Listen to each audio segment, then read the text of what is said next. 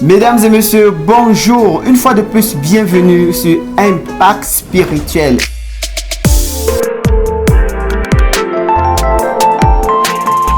L'Éternel vous a parlé et vous souhaitez avoir une explication. Vous voulez comprendre le message de Dieu. Dieu nous parle tantôt d'une manière, tantôt d'une autre. Bienvenue dans Impact Spirituel sur Question de Temps Télévision, la chaîne dédiée à l'Éternel. J'ai avec moi le prophète Christian Mara qui est là une fois de plus pour apporter son expertise, pour apporter ses compétences, pour ce don, ce privilège à lui donner par le très haut, l'homme qui est là en haut, oui, le Père de tout le monde, le Créateur des cieux et de la terre, l'homme par qui toute chose est possible. Yahweh, Jéhovah Sabaoth, Jéhovah Tsidkenu, Jéhovah Jireh, l'Éternel qui pourvoit. Éternel, Dieu des armées, c'est lui qui nous donne le souffle de vie. Et nous voulons le glorifier, le remercier. Dieu veut se glorifier également à travers cette émission qui apporte un soutien notable au peuple. Prophète Mara, bonjour, bienvenue dans Impact Spirituel de ce jour.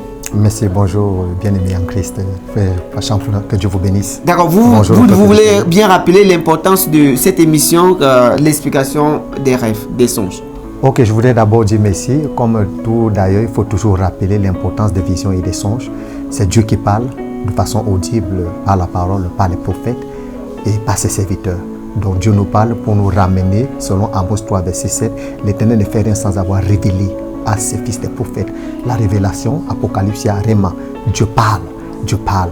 Il faudrait qu'il nous écoute, il nous interprète nos visions, nos songes, et pour voir là où il va nous amener, qu'il nous charge au travers des sommeils. L'Éternel ne fait rien sans révéler à son peuple, sans révéler à ses sujets. Alors aujourd'hui, nous sans plus attendre, nous allons lancer rapidement avec le premier songe.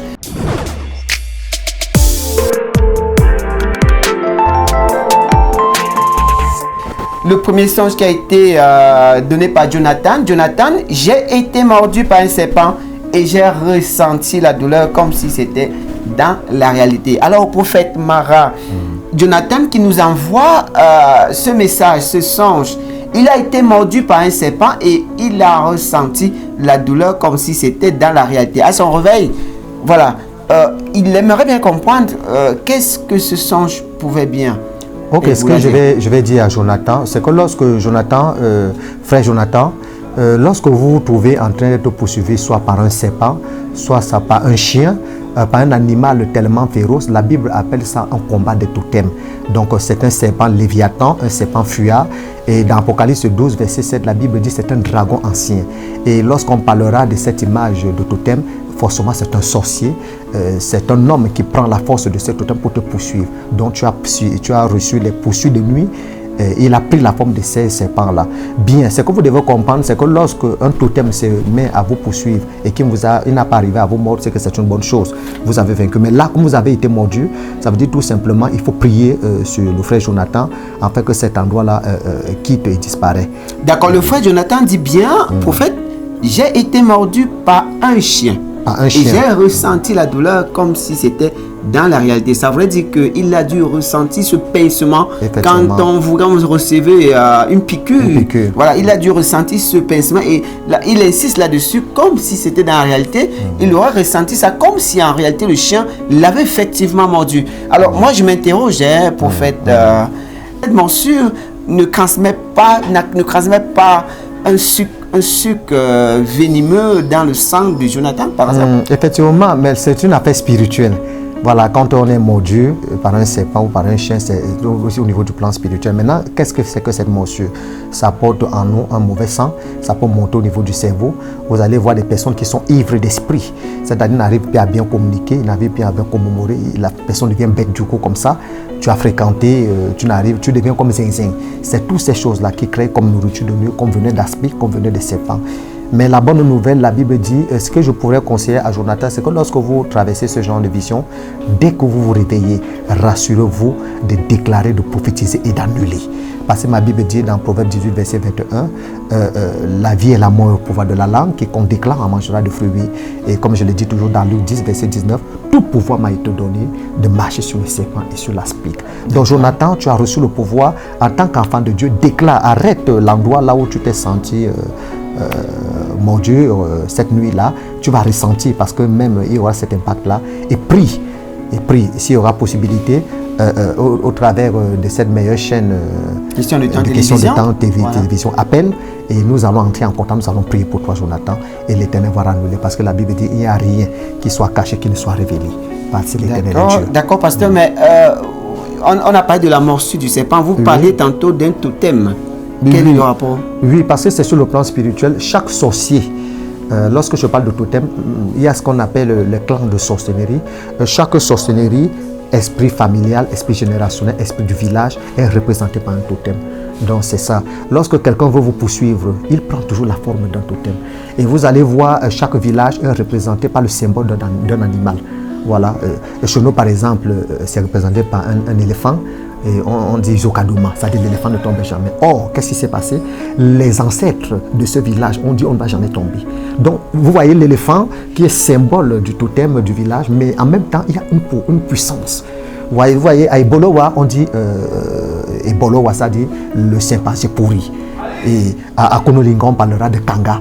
Donc, cet animal-là, chaque pays est représenté par un totem. Au Cameroun, à Yaoundé, on va te dire chaque région a son totem. Maintenant, le Cameroun même est gouverné par un lion. Bien aimé, regardez la mentalité du lion. Est-ce que c'est bien? Le lion veut tout pour lui. Il est avare, il est méchant. Comme les lions indomptables du Cameroun. Comme les lions indomptables. Voilà, là-bas, c'est un peu plus loin. Mais je parle même du totem, l'animal qui représente le lion.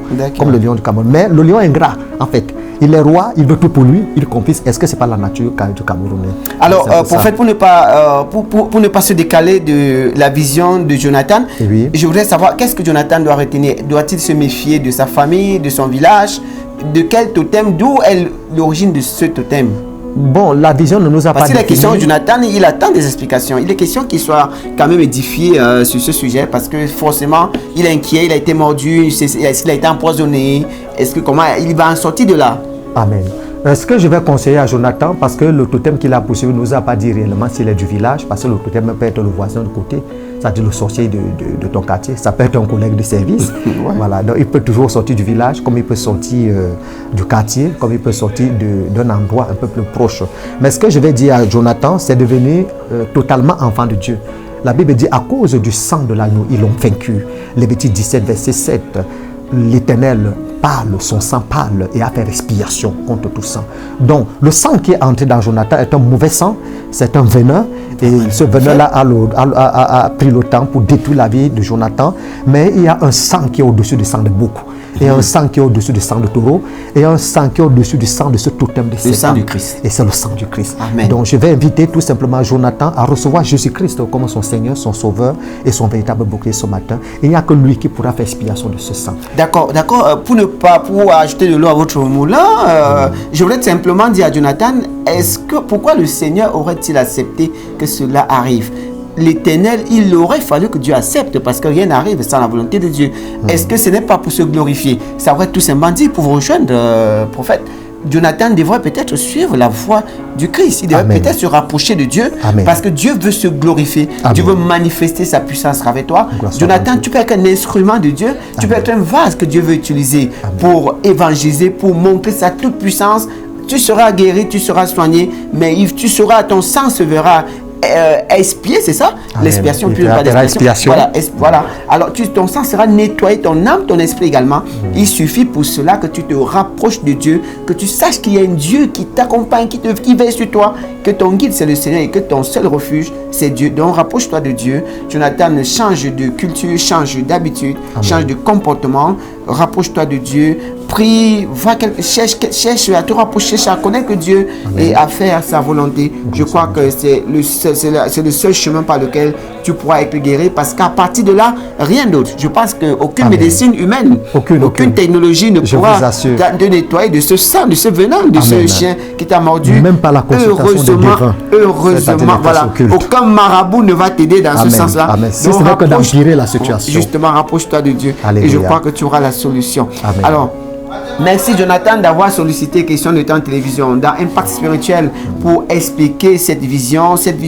Voilà, nous allons passer à la deuxième vision qui a été envoyée par Pierre.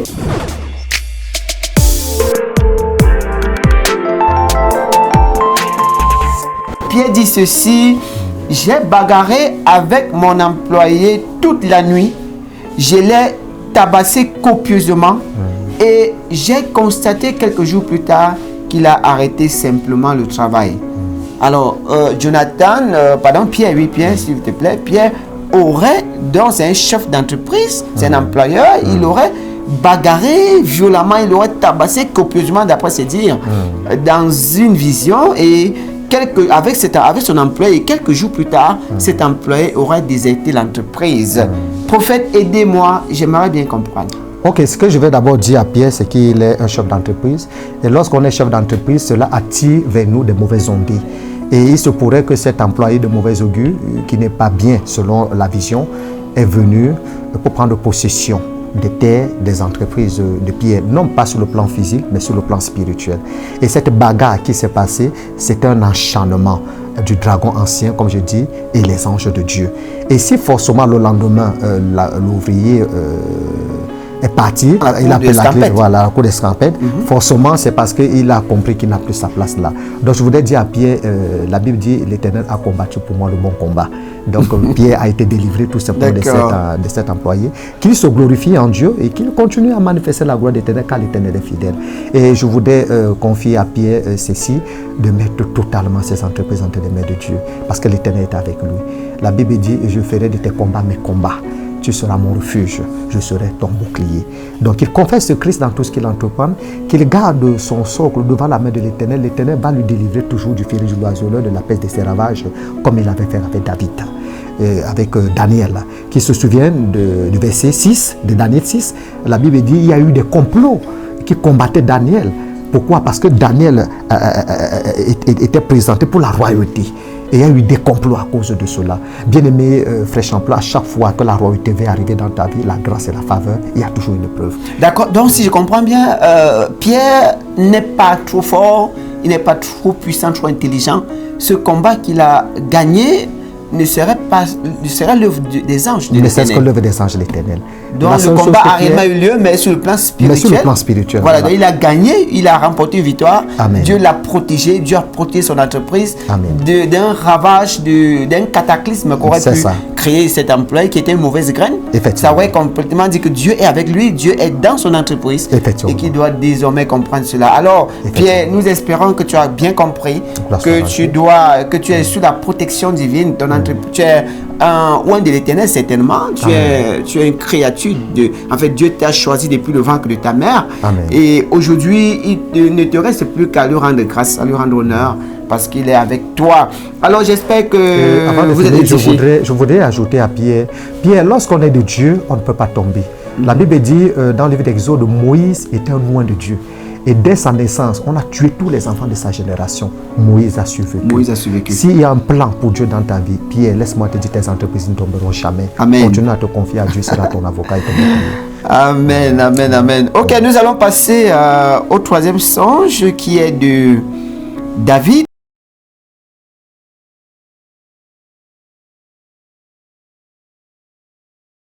Voilà, David dit, j'avais de la peine à retrouver ce texte-là. Voilà, d'accord, ça s'affiche là maintenant. David dit, pasteur, j'ai rêvé d'une fille que je courtise. En fait, Patrick courtise une fille et j'ai rêvé et elle a apparu devant moi comme un flash et est repartie immédiatement. Voilà, j'ai rêvé d'une fille que je courtise. Je la connais bien. Elle a apparu devant moi et elle est repartie immédiatement. Qu'est-ce que ce message vous dit, prophète? Ok, c'est qui? Oui, c'est... Le nom, c'est qui? Je crois que c'est... J'ai de la peine à retrouver le nom. David? David, voilà. David. Ce que je vais dire à David, c'est que David courtise la fille en question, mais l'Éternel est en train de lui montrer les enjeux qu'il y a entre lui et cette fille-là, qu'il y a encore des choses qui ne sont pas encore en accord et en alliance totalement. Donc, si tu tiens à cette fille, David, puisque tu connais déjà, comme tu connais bien, continue à prier, à mettre cela dans la prière, afin que vous soyez liés par alliance. Parce que si tous les alliances ne coopèrent pas, ne donnent pas, vous saurez, il peut arriver que vous soyez liés, mais selon le monde, selon la chair. Le premier lien, c'est sur le plan spirituel. On est épouse d'abord sur le plan spirituel, afin que le physique projette le spirituel. Donc, prie davantage pour cette fille, afin qu'elle te soit totalement sur tous les plans, et que vous ayez d'abord le lien spirituel, afin qu'elle ne t'échappe plus. Le fait qu'elle s'échappe, elle vient, elle apparaît un repas, tout simplement veut dire, vous n'êtes pas encore en connexion totale. Donc tout dépend maintenant de David, puisqu'il connaît bien la fille, il a déjà vu l'apparition de la fille. S'ils sont en connexion, ils sont en alliance, qu'il regarde beaucoup plus selon des choses spirituelles avant de revenir sur le plan physique. Parce que tout se lie sur le plan spirituel. Et quand le spirituel est lié, le physique ne peut rien. Donc c'est un peu ça. Oui, alors pour fait, ce songe de David paraît si simple, mais je voudrais comprendre, en fait, nous espérons qu'il est en train de nous regarder à l'instant.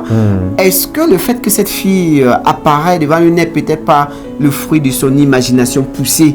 Et on sent c'est un amoureux certainement et qu'on voit cette fille et le fait de penser à elle, est-ce que ce n'est pas une fausse image, fausse apparition?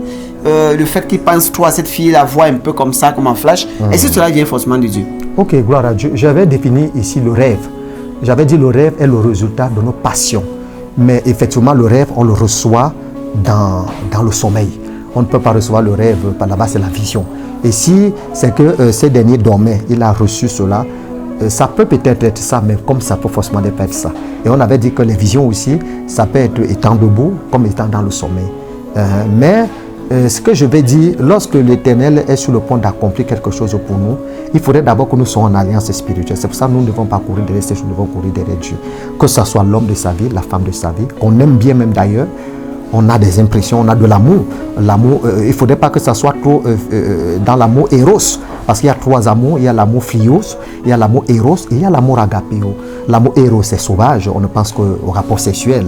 On ne pense que non, j'aime ce gars-là, il est dodu, j'aime cette fille-là, elle est bombe, elle est canon et tout. Et puis ça reste là. Et puis ça fait que cet amour-là n'a pas beaucoup de valeur. Parce que le jour que le frère ne sera plus canon, tu vas l'abandonner. Le jour que cette fille-là, elle n'aura plus de meilleurs seins debout, c'est déjà tombé, elle va l'abandonner.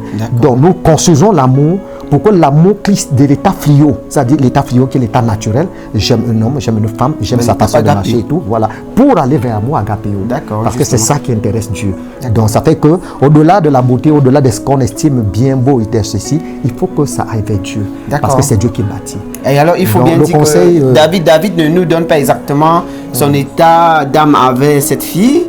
Qui prenne ça positivement. Moi, je ressens tout simplement qu'il prenne ça positivement. Ça a un bon sens dans sa vie. Il faut juste regarder des canaux pour que les Pasteur, peut-être mon intelligence me trompe un peu. Et si cette fille, et si l'apparition de cette fille voudrait être une forme d'accord parfait entre les deux, est-ce que le fait que cette fille apparaisse comme ça voudrait dire qu'elle est en accord, elle ressent les aspirations de David de manière spirituelle? Ok, ce que je vais dire à David, la révélation, il faut que ça vienne au moins 2-3 fois pour certifier. Quand c'est une fois simplement comme ça, nous essayons un peu de définir, on essaie un peu de définir selon la logique spirituelle. Mais il y a des choses qui viennent de façon virtuelle. C'est-à-dire, ça vient sa part. Mais la Bible dit la révélation à 2-3 reprises certifie que la chose en est ainsi. Donc, je vais continuer à prier pour David afin que la chose soit davantage attirée. Et si cela est de Dieu, ça sera manifeste. Donc, que David ne croit pas à sa chair, à sa compétence, mais qu'il croit en Dieu. C'est pourquoi je suis en train d'inviter depuis David de mettre cela en prière afin que la chose se révèle beaucoup plus dans le plan spirituel et que ça soit parfait. Parce qu'il y a des alliances qui se tissent aussi comme ça. Voilà, on te met quelqu'un de force sans que tu ne t'en rendes compte, tu as l'impression, bon, j'ai vu la femme de ma vie, l'homme de ma vie, alors que ce n'est pas ça. Il y a des mariages qui te tissent dans le plan des ténèbres, comme ça. Il y a même des alliances qui te tissent par nous-mêmes. Comme tu as dit, façon charnelle, sa passion, on est passionné et tout. Mais je dis, on est dans une chaîne chrétienne, on ramène toutes choses selon le christianisme, selon la bonne parole. Et voilà pourquoi je ne fais que l'inviter de revenir à l'Éternel et de continuer à prier et de mettre cela. Pendant que vous dites ça, vous me faites rire. Il y a comme ça, là, un jour, on était à l'église. Alors, nous étions en train de prier et la soeur était à côté. Alors, on dit, priez pour vos amants. Et il y avait un jeune homme qui avait une copine au quartier. En fait, c'était sa voisine. Il a pris sa photo et il priait constamment, de façon constante, pour que la fille revienne. Bon, on voyait, il dit, toi là, je te prie sur toi, tu me reviens, tu me reviens, tu me reviens. En fait, ça peut faire rire. Ouais, le gars était vraiment fou de la voisine. Oui, il aimait la voisine. Voilà. Et la seule qui était à côté ne comprenait pas, dit, mais ceci est dingue. Mais il savait ce qu'il faisait, c'est une forme de foi. Il a prié et il est venu voir les serviteurs de Dieu, il dit, non, j'aime cette femme, je suis tellement dingue, je suis faux amoureux d'elle, mais notre femme ne veut pas. Voilà pourquoi je prie. Et je vous assure, on a prié. Peu de temps, la fille est revenue. Donc, il y a des choses comme ça, on tient, Ok. on recommande vraiment de les mettre de l'Éternel parce que la Bible dit je bénirai selon les désirs de vos cœurs Ok. aussi. Dans l'Éternel. Dans la suite de ce programme Impact Spirituel sur Question de Temps TV, vous prenez l'antenne à l'instant, vous êtes bien sur Impact Spirituel sur Question de Temps Télévision. Cette émission d'analyse, de décryptage, de réanalyse, de description, voilà, ça vient, hein. C'est souvent difficile, c'est pas facile. Amen. Surtout quand on est dans un contexte aussi enlevé tel que vous venez de le faire. Amen. Prophète, voilà, j'ai un autre rêve qui vient de Edwige.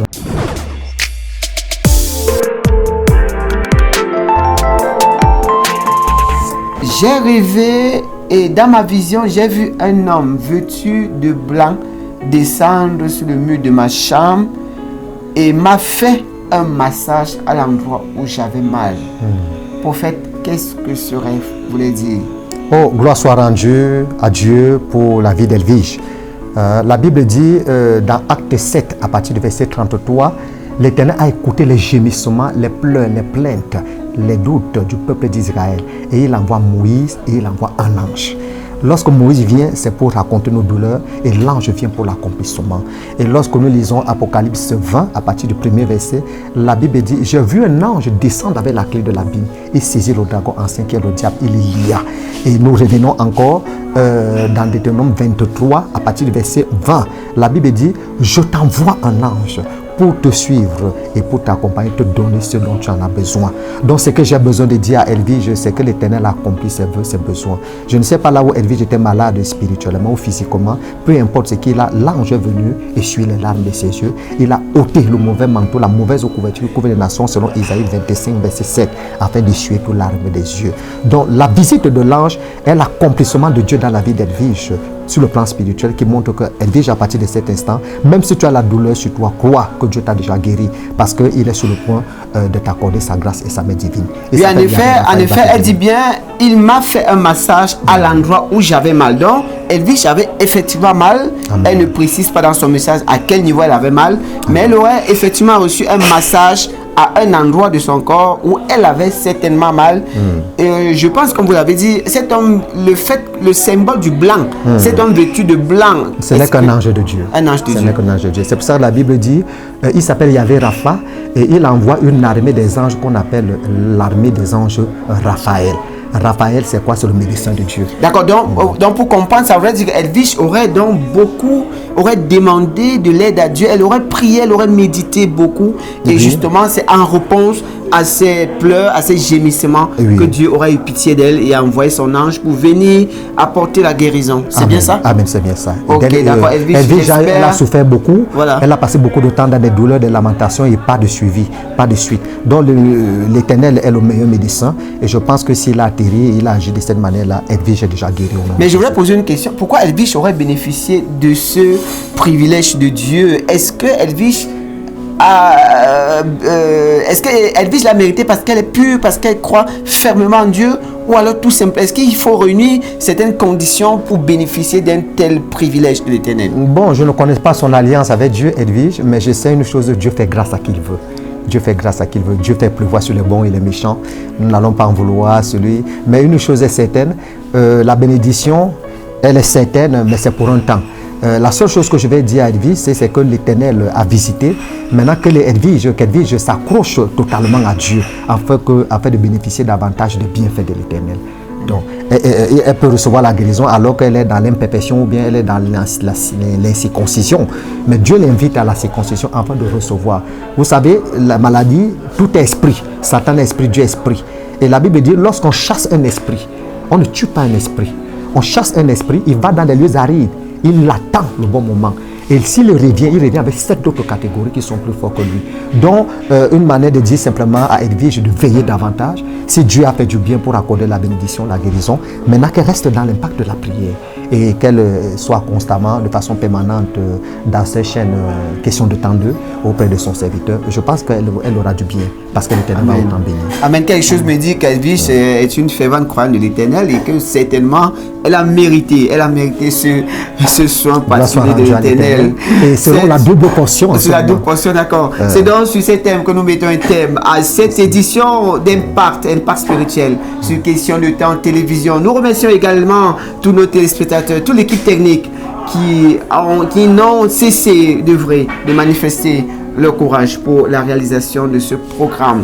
Pour nous encourager, nous vous prions simplement de partager, de liker, de commenter, de laisser un pouce pour que nous puissions continuer à faire ce travail et surtout d'informer le voisin. Il y a quelque chose de bon dans cette chaîne. Question de temps télévision. Bye bye.